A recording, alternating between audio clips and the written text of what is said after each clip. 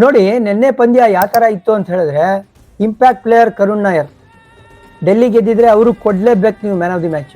ನಿನ್ನೆ ಮ್ಯಾಚ್ ಗೆದ್ದಿದ್ದು MI, ಗೆಲ್ಸಿದ್ ಯಾರು? Impact player Karan Sharma. ಈ ಕಡೆ ಕರುಣ್ ಅಂದ್ರೆ ಈ ಕಡೆ ಕರುಣ್.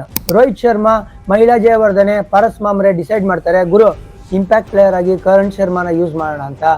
ಅದು ಆಕ್ಚುಲಿ ಇವರಿಗೆ ಒಳ್ಳೆ ರಿಸಲ್ಟ್ನ ತಂದ್ಕೊಡ್ತು. 3 ಪ್ರಮುಖ ವಿಕೆಟ್ಗಳನ್ನ ತೆಕ್ಕೊಡ್ತಾರೆ ಕರಣ್ ಶರ್ಮಾ. ಟ್ರಿಸ್ಟನ್ ಸ್ಟಬ್ಸ್ ನಿಮ್ಗೆ ಗೊತ್ತಿರೋಂಗೆ ಡೇಂಜರಸ್ ಬ್ಯಾಟರು, ಅವ್ರನ್ನ ಔಟ್ ಮಾಡ್ತಾರೆ. ನಮ್ಮಂದಿರ್ 2 ಒಳ್ಳೆ ಕ್ಯಾಚ್ನ ಹಿಡಿತಾರೆ.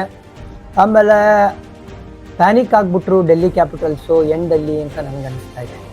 ಎಸ್ಪೆಷಲಿ ಬುಮ್ರಾ ಅವರ 19th ಓವರಲ್ಲಿ 3 ರನ್ಔಟ್ನ ನಾವು ನೋಡ್ತೀವಿ.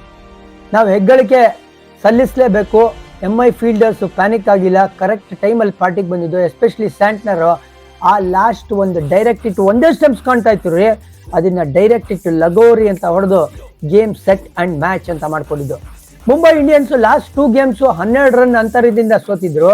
ಈ ಗೇಮ್ನ 12 ರನ್ನಿಂದ ಗೆದ್ದಿದ್ದು. ಅಂದರೆ ಸೋಲಿನ ದವಡೆಯಿಂದ ಈ ಮ್ಯಾಚ್ನ ಎಳ್ಕೊಂಡ್ರು MI ಅಂತ ಹೇಳಿದ್ರೆ ತಪ್ಪಾಗೋದಿಲ್ಲ. ಆಮೇಲೆ ಈ ಪಂದ್ಯನ ಗೆದ್ಮೇಲೆ 7th ಪೊಸಿಷನ್ಗೆ ಬಂದಿದ್ದಾರೆ MI.